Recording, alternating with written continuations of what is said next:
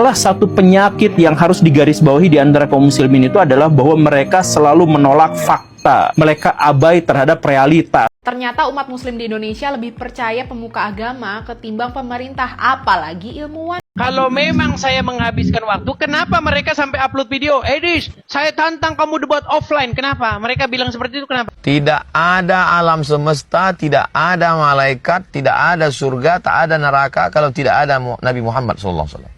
Salam semuanya, salam sejahtera untuk kita semua. Senang sekali bisa bertemu kembali di channel ini bersama kalian semua. Pada video kali ini kita kembali untuk mereaction beberapa video-video TikTok secara random. Dan pada video ini nanti kalian bisa memberikan komentar kalian sesuai dengan video-video yang akan kita reaction. Oleh sebab itu langsung aja kita menonton video-videonya.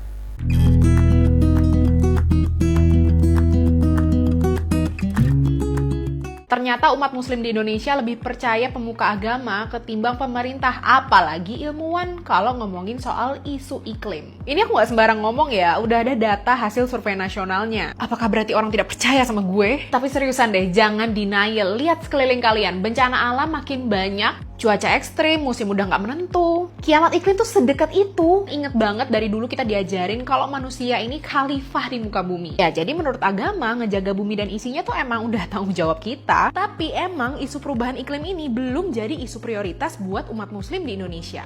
Buat para pemuka agama, nitip Pak Ustadz, kalau lagi khotbah, kajian, ceramah, bolehlah ditambahin lagi soal topik isu iklim. Biar makin banyak aksi iklim yang dilakukan, respon kolektif kita terhadap krisis iklim juga makin kuat dan cepat. Dan satu lagi nggak kalah penting nih, bayangin potensinya 250 juta umat muslim yang gerak buat aksi iklim. Pemerintah nggak mungkin dong diem-diem aja ya kan? Presiden, menteri udah pastilah kedorong buat bikin kebijakan dan aksi iklim yang lebih serius gitu. Tapi tetap, lakuin apa yang kalian bisa lakuin. Menghemat energi, pakai transportasi umum, menanam pohon, beralih ke renewable energy, termasuk juga mempelajari dan menambah knowledge kalian soal isu iklim. Nah bisa nih kalau mau mulai belajar, kalian baca deh hasil studinya Purpose, lembaga yang bergerak di isu iklim. Ini nih linknya. Begitulah kira-kira, kembali pada kepercayaan masing-masingnya. Karena di Indonesia mayoritas, ya mungkin seperti itu, seperti apa yang dibilang sama kakak ini. Mereka suka mempercayai apa yang disampaikan oleh pemimpin agama mereka. Tapi semoga ini cepat teratasi supaya juga mereka lebih percaya pada fakta-fakta yang ada dan menanggapi apa yang terjadi di negeri ini. Oke, kita coba next pada video berikutnya. Tidak ada alam semesta, tidak ada malaikat, tidak ada surga, tak ada neraka kalau tidak ada Nabi Muhammad SAW. Kalau bukan karena Nabi Muhammad, tak ada alam semesta. Apa berani malaikat Munkar Nakir itu bertanya ke Nabi Muhammad? Bilang begitu, tunjukkan kepada saya kalau ada ayat yang bilang Allah pertama-tama menciptakan Nur Muhammad, lalu dari Nur Muhammad itu diciptakan alam semesta. Kalau ada di dalam Al-Quran, pegang omongan saya bang, saya terjun dari Monas bang. Lompat saya dari Monas, yuk silakan. Gimana nih teman-teman, menurut kalian apa yang dibilang Ustaz Abdul Somad ini apakah betul? Salah satu penyakit yang harus digarisbawahi di antara kaum muslimin itu adalah bahwa mereka selalu menolak fakta. Mereka abai terhadap realitas. Ketika saya berikan fakta-fakta yang mengerikan, yang menjadi kenyataan hari ini, mereka tutup mata dan beralih pada cerita-cerita fantasi yang menyenangkan mereka. Kadang-kadang kalau misalkan diceritakan bahwa peradaban kita tertinggal, mereka akan mengatakan, kata siapa? 800 tahun yang lalu kaum muslimin begini, 1000 tahun yang lalu kaum muslimin begitu. Jadi mereka itu saking terpuruknya, mereka justru mencari pembelaan dari orang-orang yang sudah mati 800 tahun yang lalu. Kan begitu. Inilah fenomena kaum muslimin sekarang. Dan ketika itu terus-terusan diabaikan, ketika itu terus-terusan menolak untuk diperbaiki, maka apa yang terjadi? Ya itulah, mereka suka menolak ya apa yang namanya fakta. Fakta itu memang berat, fakta itu memang kadang-kadang menyakitkan, tapi susah menerima hal itu. Oke, kita next. Niat para jemaah haji asal Indonesia ini ke Tanah Suci apa ya? Bayangin, mereka bawa 100 slop rokok di koper. Itu kan artinya mereka bawa sekitar 1000 bungkus rokok. Mereka mau ibadah atau jualan ya? Jadi, rokok sebanyak itu ditemukan petugas Bea Cukai Arab Saudi di Bandara Pangeran Mohammed bin Abdul Aziz, Madinah, tanggal 14 Mei lalu. Rokok sebanyak itu ditemukan di 9 koper milik jemaah asal Jakarta. Itu ketahuan waktu diperiksa pakai mesin X-ray sekitar jam 4.30 pagi waktu setempat. Rokok sebanyak itu langsung disita otoritas Arab Saudi. Penyitaan rokok disaksikan perwakilan petugas penyelenggara ibadah haji atau PPIH. Setelah rokok sebanyak itu disita, koper-koper jemaah itu dikembalikan ke pemiliknya. Wakil Kepala Daerah Kerja Bandara PPIH Arab Saudi, Abdillah, bilang, ini bukan kasus yang pertama, tapi ini kasus yang paling besar sejak kloter jemaah Indonesia mulai datang ke Madinah. Jemaah haji sebenarnya boleh bawa rokok ke Tanah Suci, tapi dibatasi, maksimal 2 slop atau 200 batang per orang. Lebih dari itu, siap-siap disita. Bahkan bisa kena denda. Tahun sebelumnya ada jemaah yang bawa 5 slop. Jemaah itu didenda 200 rial atau sekitar 880 ribuan.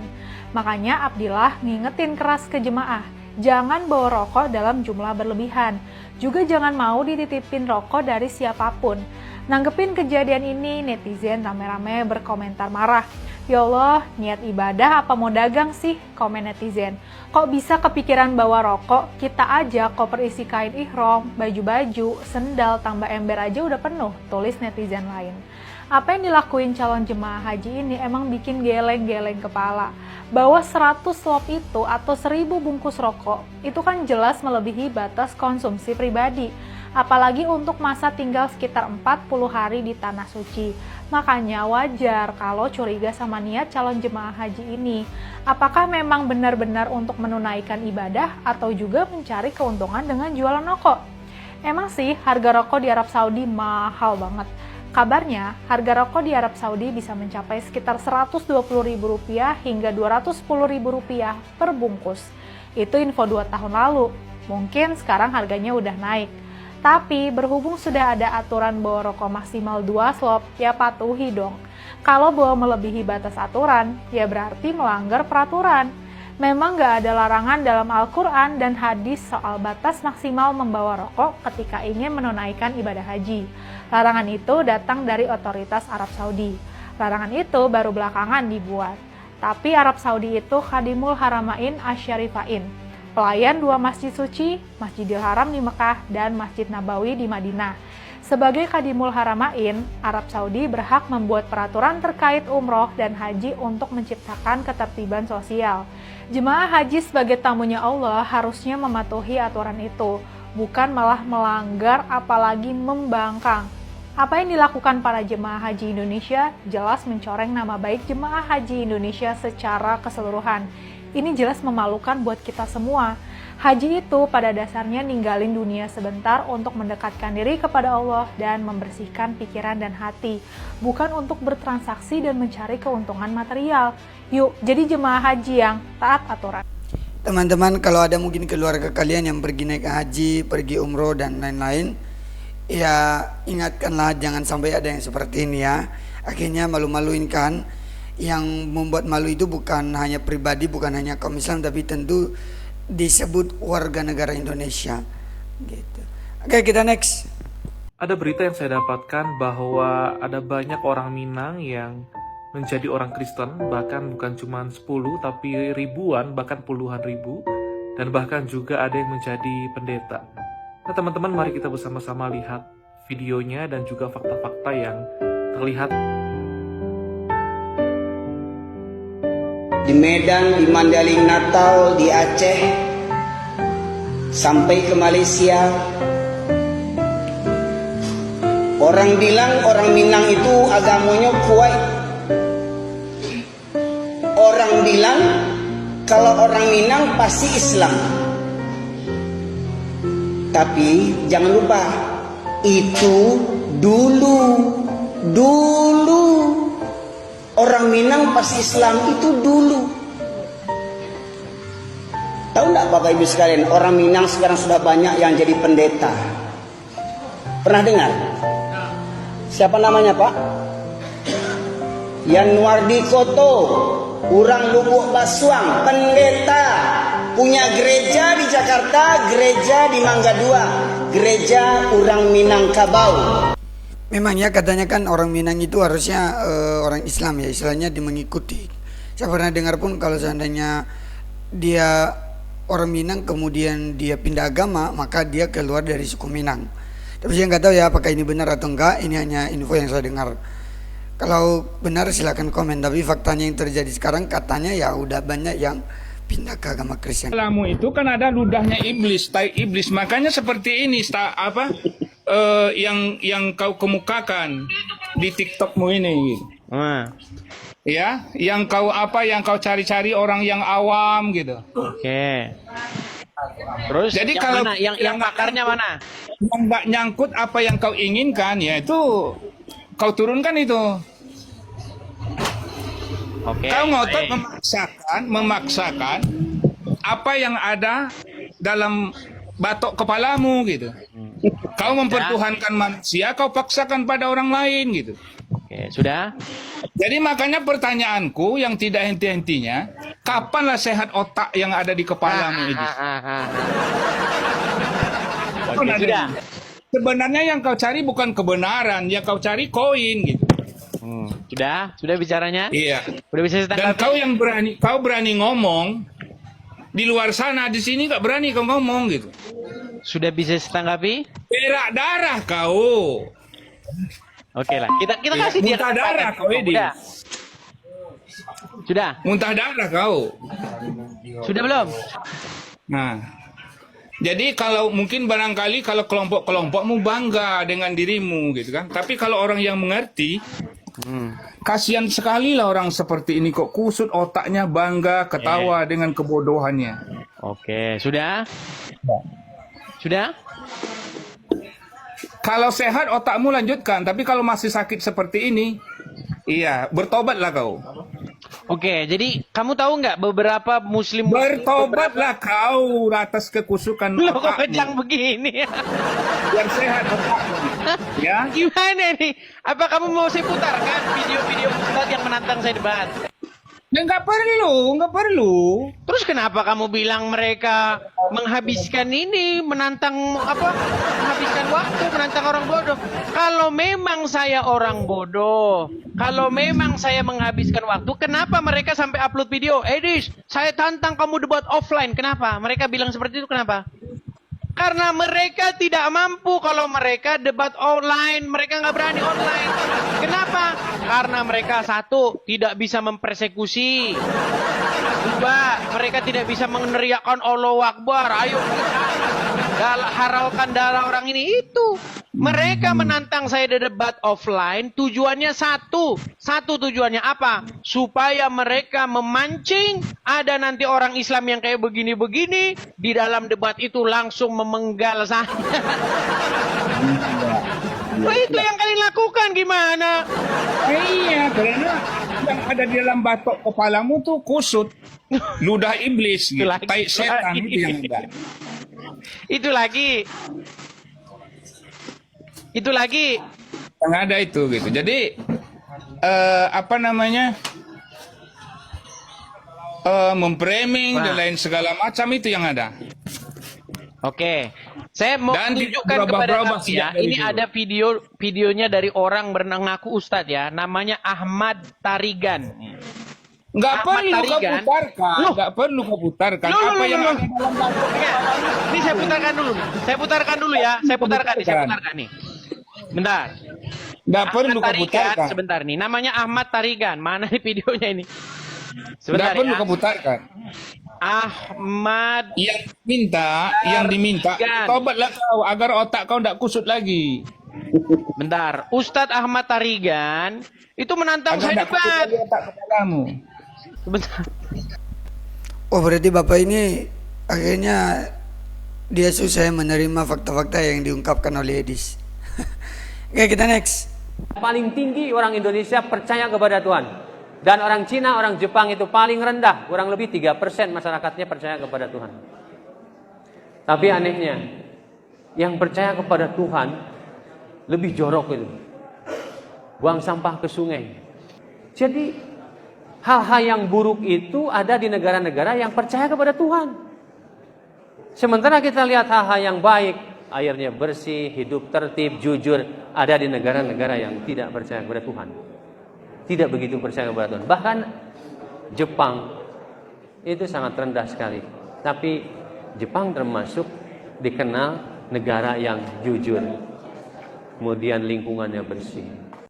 Iya, mohon maaf teman-teman, tadi sedikit ada gangguan. Jadi dari video ini memang ada banyak juga yang mengatakan hal yang demikian, bahwa Indonesia itu memang dari segi rohani, spiritualnya itu paling tinggi. Korupsi, justru Indonesia menjadi ya cukup paling tinggi juga gitu loh dalam hal seperti itu. Tapi justru negara-negara maju, mereka yang justru kita anggap ateis, mereka enggak percaya agama, tidak terlalu mendengar agama, tapi justru mereka negara-negara maju. Oke, kita next pada video berikutnya. Mungkin nggak Bang, Anda bertanya kepada saya tentang iman saya, tapi saya menjawab sesuai keinginanmu. Mungkin nggak Bang? Secara logika Bang. Setidaknya Anda kan bisa menjelaskan tentang Tuhan Nah, Anda. itu menjelaskan. Kita fokus ya Bang. Baik, Tapi sekarang gini Bang. Tuhan Anda ada satu atau ada berapa? Esa. Oke, jelaskanlah Tuhanmu yang Esa itu, silakan. Loh, Tuhan Anda kenapa Tritunggal? Silakan jelaskan Tuhan Anda yang Esa itu tanpa asumsi dengan dalil. Saya bukan mau berdebat. Gini. Silakan jelaskan Tuhan Anda yang Esa, yang satu itu, dengan dalil tanpa asumsi. Justru saya minta yang tersurat dulu, baru tersirat. Coba silakan. Dalam surat Al-Ikhlas, Qul huwallahu ahad, Tuhan itu Esa, Tuhan tidak beranak. Qul huwallahu ahad artinya apa? Aduh, saya nggak usah digurui itu. Qul huwallahu ahad artinya apa? Jawab dong. Anda kenapa tidak menerjemahkannya? Kul. Anda menurut saya, jangan main mute. Saya ngomong-ngomong. Qul huwallahu ahad apa artinya? Tuhan itu Esa. Bukan, salah. Artikan kulnya. Artikan kul. Loh, itu kan Katakanlah. Anda mengurangi gini ya Pak ya. Tuh. Ya, Anda jangan mengurangi ayat yang di dalam Al-Qur'an. Saya katakan, terjemahkan kul huwallah. Katakanlah dia. Kamu nggak tahu. Aduh, orang ini dia yang ngeyel juga, betul captionnya dia ngeyel. Ditanya ya dia jawab apa gitu. Pak Bambang mengecam. Para pemuja ayat, cek. Kita bermasalah Pak. Masalahnya di mana? Mana ayatnya? Kan gitu kan? Kelompok pemuja ayat kan selalu mana ayatnya? Terus saya bilang, kamu sedikit-sedikit kok ayat kenapa sih? Gereja itu selama 50-an tahun nggak punya ayat itu. Karena gereja berdiri tahun 33. Surat-surat dalam perjanjian baru ditulis tahun 50-an. Berarti antara tahun 33 sampai tahun 50 itu kitabnya gereja apa? Ini ya untuk teman-teman orang Kristen khususnya yang suka bilang tunjukkan ayat. Apalagi yang non Kristen yang suka bilang mana ayatnya, nggak ada di ayatmu dan sebagainya. Oke, kita next pada video berikutnya. Halo Ibu, saya katakan Ibu karena fotonya ibu-ibu ya. Jadi ibu ini katakan bahwa para muridnya tidak tahu siapa yang disalib, dan ibu ini menyadur Markus 14 ayat 50 dan dia katakan bahwa faktanya Yudaslah yang disalibkan itu. Betulkah begitu? Tentu tidak. Bu, Ibu mendengar perkataan ini dari siapa? Ibu mendengar ayat ini dari siapa? Ibu menerima informasi yang salah, yang fitnah ini dari siapa? Ya, kebenarannya tidak seperti itu Ibu. Makanya kalau Ibu penasaran banget dengan firman Allah yang sesungguhnya yang ada di dalam Alkitab, baca sendiri, jangan dengar kata orang ya. Sekarang ini zaman elektronik, Ibu bisa download Alkitab, baca dari awal sampai akhir. Harus dari awal sampai akhir ya Bu ya, biar nyambung. Karena apa? Firman Allah itu berkesinambungan. Jadi kalau mau nyambung harus baca dari awal sampai akhir ya. Jangan seperti pertanyaan Ibu ini, sudah memfitnah ya, sudah bohong ya, nggak nyambung lagi ya. Oke. Di dalam Markus 14 ayat 50 itu tentang perikopnya itu tentang Yesus ditangkap ya. Ayatnya itu ada di ayat 43 sampai dengan 52 ya. Dimana di saat Yesus berbicara datanglah Yudas ya.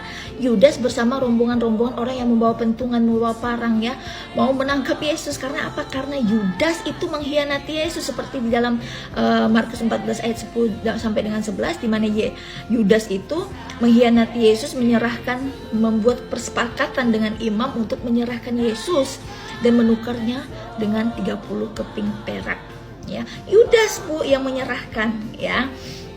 Makanya waktu saat Yesus itu berkata kepada mereka, aku ini bukan penyamun, aku ini bukan penjahat sehingga engkau mau menangkap aku, mau menyeret aku dengan membawa pentung, dengan membawa rombongan orang-orang, dengan membawa parang ya.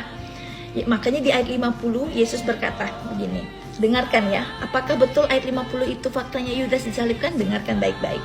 Ayat 50, lalu semua murid itu meninggalkan dia dan melarikan diri. Nah, mengapa bisa ada ayat seperti ini? Ayat 49-nya berkata seperti ini, padahal ayat 48 Yesus berkata, "Sangkamu aku ini penyamun, maka kamu datang menangkap dengan pedang dan pentung untuk menangkap aku. Padahal tiap-tiap hari aku ada di tengah-tengah kamu mengajar di bait Allah, dan kamu tidak menangkap aku. Tetapi haruslah digenapi yang tertulis dalam kitab suci. Lalu semua murid itu meninggalkan dia dan melarikan diri." Maksud di ayat ini ya, saat Yesus ditangkap ya, murid-murid itu meninggalkan dia ya. Genaplah apa yang dikatakan di dalam tertulisan para nabi, begitu Bu ya. Ini waktunya nggak cukup, kita lanjut ya Bu ya. Penasaran ya Bu ya, lanjut kita Bu. Ingat ya, dalam kekristenan itu yang disalib itu adalah Yesus Kristus, bukan Yudas. Karena Yudas itu sudah pergi gantung diri sebelum Tuhan Yesus itu disalib. Jadi ingat ya, untuk orang yang tidak beragama Kristen, Yudas itu tidak disalibkan, dia mati karena gantung diri. Dan yang disalib itu adalah Yesus Kristus. Dia adalah Allah yang telah menjadi manusia. Baik teman-teman, demikian aja video reaction kita kali ini. Kalau kalian suka dengan video ini, silakan like. Kalau kalian memberikan saran, silakan berikan komentar kalian di kolom komentar di bawah. Berikan juga tanggapan kalian untuk kemajuan channel ini. Oke teman-teman, sampai jumpa kembali pada video berikutnya. Tuhan Yesus memberkati kita semua. Shalom.